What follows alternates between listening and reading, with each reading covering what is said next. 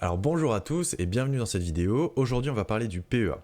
Le PEA c'est un outil indispensable quand on débute pour investir dans des actions ou bien des ETF. Le PEA a très peu de frais, il a aussi des avantages fiscaux qui sont considérables et sa gestion est très simple. Je vais aussi t'expliquer comment le PEA peut t'éviter de tomber dans les arnaques habituelles des conseillers bancaires. Allez, c'est parti. Alors, qu'est-ce que le PEA? Le PEA, c'est l'acronyme de plan d'épargne en action. C'est une enveloppe fiscale qui permet d'acheter des produits d'épargne réglementés comme les actions ainsi que les ETF. Cette enveloppe, elle permet un avantage fiscal significatif si elle est détenue plus de 5 ans. On peut avoir plusieurs types de PEA. Le premier PEA, c'est le PEA jeune, avec un plafond de versement de 20 000 euros, qui va ensuite se transformer en PEA classique qu'on va voir juste après. Il existe aussi les PEA PMI ETI, qui va être plutôt orienté petite structure, petite et moyenne structure, avec un plafond de versement à 225 000 euros. Et enfin, le PEA qui nous intéresse, c'est le PEA classique. Lui, il a un plafond de versement de 150 000 euros. Pourtant, ça ne veut pas dire que la valorisation de vos titres ne pourra pas excéder 150 000 euros. Vos titres, ils pourront être valorisés à 200, 300, 400 000 euros, peu importe. Ce qui est restreint, c'est ce que vous pourrez mettre dans votre PEA à partir d'un autre compte. Donc en l'occurrence, 150 000 euros. Le PEA, c'est réservé aux résidents fiscaux français majeurs. On ne peut détenir qu'un seul PEA par personne et 2 par foyer fiscal. Alors, quelles actions ou quels ETF est-ce qu'on peut acheter au sein du PEA? Eh bien, en majorité, ce qui va être éligible, ce sont des actions de sociétés dont le siège social est dans l'Union européenne. Sinon, cela peut être aussi des ETF qui sont émis par des institutions domiciliées dans l'Union européenne. Alors là, on va avoir un peu plus de produits parce que pour les produits non éligibles, on a tout le reste, c'est-à-dire les actions, les ETF qui ne sont pas dans la France ou dans l'Union européenne. Donc par exemple, si vous voulez acheter du Apple via votre PEA, ce n'est pas possible de détenir du Apple donc en direct via votre PEA. On va revenir un tout petit peu plus tard là-dessus, il y a une solution pour ça. Et ça, c'est un peu la bonne nouvelle. Alors après, tu ne peux pas acheter non plus d'obligations ni de titres de SCPI. Donc la pierre papier, et il n'y a pas non plus de produits dérivés. Dernière chose qui n'est pas disponible dans le PEA, et ça c'est assez compréhensible et logique, c'est les crypto-monnaies. Maintenant, il existe une solution pour contourner ce problème de ne pas pouvoir acheter des actions ou des ETF hors de l'Europe. Donc pour ça, on peut par exemple prendre un ETF émis par une banque française, par exemple Amundi, qui va émettre un ETF S&P 500, qui va répliquer de façon synthétique, on ne rentre pas dans le détail, mais on l'expliquera plus tard dans une autre vidéo, qui va répliquer donc de façon synthétique la performance de l'indice S&P 500, qui est donc l'indice de référence pour les 500 plus grosses entreprises américaines. Pareil, Amundi propose le MSCI World, qui donc permet de suivre de façon identique la performance de 1500 entreprises partout dans le monde. BlackRock émet le même type d'ETF, donc c'est le ETF iShares MSCI World, qui lui est aussi intéressant, je vous en reparlerai peut-être à la fin de la vidéo. Pareil, donc c'est le même principe, ça réplique l'ETF MSCI World, et donc on peut l'acheter au travers du PEA. Alors maintenant, on va s'attaquer à la partie la plus avantageuse du PEA, c'est sa fiscalité. Avant 5 ans, si on fait un retrait d'espèces de son PEA, cela entraîne la clôture définitive du compte. Il existe des cas de déblocage anticipé, mais ils sont assez rares. Je vous les cite, c'est la reprise ou la création d'une entreprise, le licenciement, l'invalidité ou la mise à la retraite anticipée. Donc voilà, finalement les cas de déblocage sont assez restreints, c'est pas comme le PEG par exemple, ou le PEE, donc plan d'épargne entreprise. Là on aura un peu moins de choix dans les cas de déblocage, et de toute façon l'idée c'est pas vraiment de débloquer son PEA, l'idée c'est de le garder assez longtemps, mais ça on y reviendra un peu plus tard. Donc si on ferme et si on clôture son PEA avant 5 ans, les gains et les plus-values éventuelles, elles vont être soumis au PFU. Qu'est-ce que le PFU? C'est le prélèvement forfaitaire unique. Donc c'est l'équivalent en fait de la flat tax. On appelle ça la flat tax couramment. C'est donc 17,2% de cotisation sociale plus 12,8% d'impôt sur le revenu. Donc si on garde 5 ans son PEA, c'est là où ça devient vraiment intéressant, évidemment. Donc la plus-value qui va être réalisée sur les titres ou sur les dividendes, elle va être exonérée d'impôt sur le revenu. Cela signifie qu'on aura seulement les prélèvements sociaux de 17,2%. Alors je vais vous montrer pourquoi c'est intéressant avec un exemple assez simple. Imaginons qu'on investisse 10 000 euros et qu'au bout de 5 ans, on obtient 15 000 euros de valeur de nos titres. Donc si on les revend, on a une assiette taxable de 5 000 euros si et seulement si on les sort du PEA. C'est-à-dire que tout ce qui reste dans l'enveloppe, par contre, ça n'est pas taxable. Et on verra un peu plus tard pourquoi c'est intéressant. Donc on a 5 000 euros d'assiette taxable. On va multiplier ces 5 000 euros par le taux de cotisation sociale, qui est donc de 17,2%, ce qui nous donne un impôt à payer de 860 euros. Et ça, c'est exactement pareil pour les dividendes. Si on sort des dividendes en cash, eh bien, on aura juste les prélèvements sociaux à payer, au lieu d'avoir à payer, du coup, l'impôt sur le revenu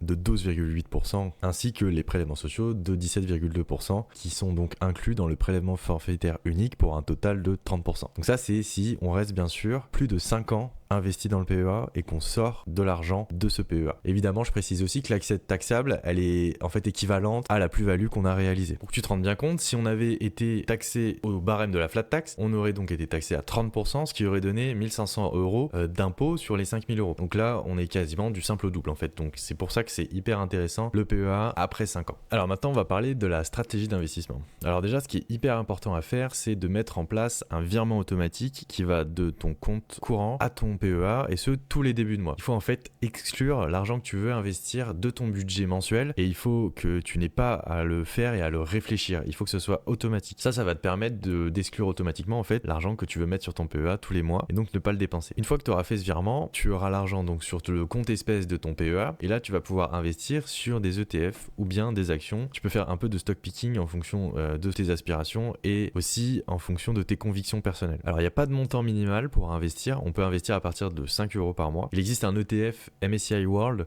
produit par BlackRock qui est le iShare qui, à l'heure où j'enregistre la vidéo, est à 5 euros. C'est-à-dire qu'avec 5 euros, on peut déjà acheter une part d'un fonds ETF qui réplique l'indice MSCI World. Donc il n'y a pas vraiment d'excuses finalement. On peut investir même avec des petites sommes et le mieux c'est d'investir le plus possible évidemment. Ça c'est à toi de voir en fonction de ton budget, de tes aspirations et aussi de ce que tu peux faire tout simplement. Maintenant, quand est-ce que tu vas retirer cet argent de ton PEA? Nous, ce qu'on va viser, c'est un investissement assez long terme, voire très très long terme. En fait, concrètement, on ne va pas retirer cet argent avant très longtemps. Donc au moins 20, 25 ans, 30 ans en fonction de ton âge actuel. Et quand on va le retirer, on va faire un arbitrage. Typiquement, ça veut dire que si on est très exposé sur des ETF S&P 500 à 50 ans, le but quand on a cet âge-là, ça va être de commencer à garder l'argent qu'on a accumulé grâce aux intérêts composés plus jeunes. Ça signifie qu'on va aller vers des actifs un peu moins risqués que les actions et en l'occurrence un peu moins risqués que les ETF, surtout le S&P 500. Donc on va se diriger typiquement vers des obligations ou de l'immobilier. Donc on va sortir l'argent de son PEA, payer cotisation sociale et réinjecter cet argent ailleurs sur un placement qui nous fera au moins le rendement de l'inflation si possible. Ensuite on peut retirer évidemment si on part à la retraite parce qu'il y a bien un moment où il faut dépenser cet argent. Alors c'est pas le but, c'est pas de tout dépenser mais d'en dépenser au moins une partie. Cette retraite elle peut être anticipée en fonction de si t'es entrepreneur ou si t'es salarié, et si t'es salarié ça va plutôt être à 65, peut-être même 70 ans, je ne sais pas. Et évidemment tu peux retirer si t'as une urgence absolue, sachant que tu es censé avoir constitué une épargne de précaution avant d'investir. Ça je le mentionne dans ma précédente vidéo, je t'invite à aller la voir. Donc si tu as constitué ce fonds de précaution, théoriquement, tu es quand même à l'abri de pas mal de problèmes. Néanmoins, il peut toujours y avoir une urgence et tu peux très bien avoir besoin d'une somme d'argent assez conséquente. Et dans ce cas, tu pourras retirer ton PEA. Évidemment, il y a toujours des imprévus dans la vie. Mais il faut savoir que c'est pas du tout le but. Le but, c'est pas du tout de piocher dans le PEA quand on en a besoin. Le but, c'est de laisser les intérêts composés bosser pour nous et donc d'arbitrer quand on a atteint un stade avancé dans son patrimoine ou dans son âge. Donc pour résumer, l'argent qui est placé sur le PEA n'est pas du tout destiné à être retiré dans l'immédiat. On va chercher à ce que les intérêts composés travaillent, on va aussi attendre le maximum de temps possible et ensuite on arbitrera. Ça va permettre de créer un patrimoine basé sur la valorisation de nos titres et aussi ça peut servir de mise en garantie pour lever de la dette, par exemple pour faire de l'immobilier ou de l'entrepreneuriat. Alors pourquoi le PEA ? Au-delà de l'aspect fiscalité à la sortie, il y a aussi un aspect fiscalité à l'intérieur de l'enveloppe. En fait, les plus-values, elles ne vont pas être imposées pendant toute la détention. Et ça, c'est pareil sur les dividendes. Ça veut dire que tout reste dans l'enveloppe et donc n'est pas soumis à l'imposition. Pour donner un exemple concret, si on avait un compte titre, eh bien, si on faisait une vente avec une plus-value de 10 000 euros, eh bien, cette plus-value devrait être déclarée l'année où elle a été réalisée, et donc ça voudrait dire qu'on paierait 30% sur cette plus-value. C'est pas du tout le cas du PEA. En fait, dans le PEA, nos 10 000 euros de plus-value, ils vont rester dans le PEA, ils vont pouvoir être réinvestis. Et ça, je pense que c'est la force la plus importante du PEA finalement. Comme elle est réinvestie à 100%, sans aucune imposition, et bien forcément elle va générer plus d'intérêts composés derrière. Et plus d'intérêts composés dit une meilleure performance et donc plus de profit pour vous. C'est pour ça que le PEA c'est vraiment le meilleur outil pour investir quand on est débutant. Ensuite évidemment, comme on l'a déjà dit, il y a l'imposition favorable à la sortie si on le garde plus de 5 ans, donc de 17,2% qui n'est pas vraiment une imposition finalement, mais des cotisations sociales. Ensuite le PEA c'est simple et c'est efficace. Finalement, si tu choisis bien ta banque, en fait tu n'auras quasiment pas de frais, à part éventuellement des frais lors d'un passage d'un ordre, donc des frais de courtage. Aussi ce qui est très pratique, c'est que tu n'auras pas de déclaration particulière à faire si jamais tu perçois des dividendes ou si tu réalises une plus-value et que tu revends, ça reste toujours dans l'enveloppe du PEA, donc pas de déclaration à faire. Toujours beaucoup mieux que le compte titre pour cet aspect-là. Ensuite, il est super facile à ouvrir et à prendre en main. En général, les interfaces, en tout cas des deux banques que je vais te conseiller, ils sont très intuitifs, simples, clairs et efficaces. Alors évidemment, c'est comme tout, le PEA a quelques défauts. Déjà, il n'est pas très polyvalent. parce qu'on peut seulement utiliser ce PEA pour acheter des actions, des ETF et quelques autres actifs que je ne vais pas mentionner ici. Ensuite, forcément, il y a la limite internationale, c'est-à-dire qu'on peut acheter que des ETF et des actions émises en Europe, en Union européenne pour être précis. Et ça, forcément, ça a une incidence sur nous. Et qui plus est, les ETF qu'on va utiliser, ils sont à réplication synthétique. Ensuite, ce qui est très gênant, c'est que le plafond d'investissement, il est limité. Alors là, on le sait, ça fait 3-4 ans qu'on a pas mal d'inflation et ce plafond n'a pas bougé. Donc finalement, on est un peu perdant là-dessus. Après, voilà, ça reste une super enveloppe fiscale et un très beau cadeau de l'État pour le coup. Comme je te disais, le fait de tout garder dans l'enveloppe et que ça soit réinvesti plutôt que de payer de l'imposition soit sur les dividendes, soit sur la plus-value, c'est vraiment formidable. Faut être honnête, c'est très très bien. Alors, mon premier conseil, évidemment, c'est de fuir les banques traditionnelles. Qu'est-ce que j'entends par banque traditionnelle? Ça va être les banques type Société Générale, Crédit Mutuel, LCL, toutes ces banques qui ont pignon sur rue, qui sont là depuis longtemps, qui sont les banques classiques. Ces banques-là, elles ont des frais inhérents à leur fonctionnement très très élevés, tout simplement parce qu'elles ont des agences. Les agences, ça coûte cher et qu'il faut que tout ça soit forcément rentable. Donc qu'est-ce que vont faire ces banques traditionnelles? Elles vont te vendre des produits financiers qui sont bourrés de frais et qui sont vraiment pas terribles en termes de performance. Donc tu vas avoir des conseillers bancaires. Ce que tu considères comme ton conseiller bancaire, finalement, c'est une personne qui te vend des produits pour lesquels elle est commissionnée. Donc plus elle te vend de produits, plus elle est payée. Tu comprends bien qu'il y a un véritable biais. Ces personnes ne sont pas forcément honnêtes avec toi dans leur démarche de te vendre donc des produits financiers. Tu ne devrais pas les écouter, ces personnes-là, pour tout ce qui est produits financiers, et tu ne devrais pas mettre ton PEA là-bas. Ça, c'est vraiment le conseil basique que tout le monde peut donner vraiment et à suivre impérativement. Au-delà de ces produits qui sont pas terribles, il y a donc tout un tas de frais comparés à des banques en ligne. Typiquement, il y a les frais d'entrée, tu peux avoir des frais de courtage, donc ça, par contre, tu vas les retrouver sur les banques en ligne. Tu vas avoir des frais de garde ou des frais pour une activité. Bref, il y a toute une palette de frais différents. Ils sont très très créatifs pour ce qui concerne les frais. Donc voilà, je te déconseille fortement d'aller vers les banques traditionnelles. Maintenant, du coup, où ouvrir son PEA? Donc tu vas avoir deux banques en ligne, un peu leaders de leur secteur en France. Tu vas avoir Fortuneo qui a une super offre. Tous les mois, tu vas avoir un ordre avec 0 € de frais de courtage, donc un ordre gratuit tous les mois si tu investis moins de 500 €. Au-delà, tu vas appliquer un pourcentage. Donc cette offre, elle est super pour les débutants qui veulent investir, je sais pas, 10, 50, 100, 200 €.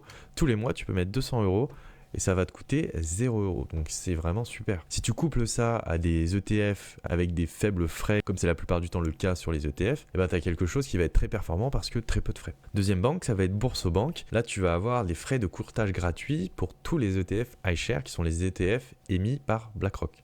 Donc là aussi, c'est vraiment super intéressant. Je vais mettre en description des petits liens si jamais ça t'intéresse d'ouvrir un compte là-bas et un PEA. Ce que je te conseille vivement de faire dans ces deux banques parce que c'est vraiment le mieux. Je ferai un comparatif plus tard entre les deux, mais franchement, elles se valent.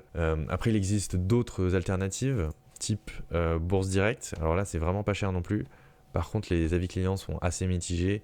Pareil pour Saxo Bank. Donc je recommande vraiment d'aller chez Fortuneo ou Boursorama. C'est la fin de la vidéo, j'espère que ça t'aura aidé et que ça aura clarifié des points pour toi. N'hésite pas à ouvrir un PEA, c'est vraiment hyper important, c'est l'outil le plus simple pour investir, surtout quand on est jeune honnêtement. Tu as des liens dans la description si jamais tu veux aller sur Fortuneo ou sur Boursorama. Je te conseille vivement donc de constituer ton épargne de sécurité comme on l'a vu lors de la précédente vidéo et d'investir directement dans des ETF ou bien des actions individuelles, ça c'est toi qui choisis, et de le faire au travers d'un PEA que tu auras dans une banque en ligne. Au-delà de ça, j'espère que tu auras apprécié cette vidéo, je t'invite à t'abonner et évidemment à commenter ce que tu en as pensé.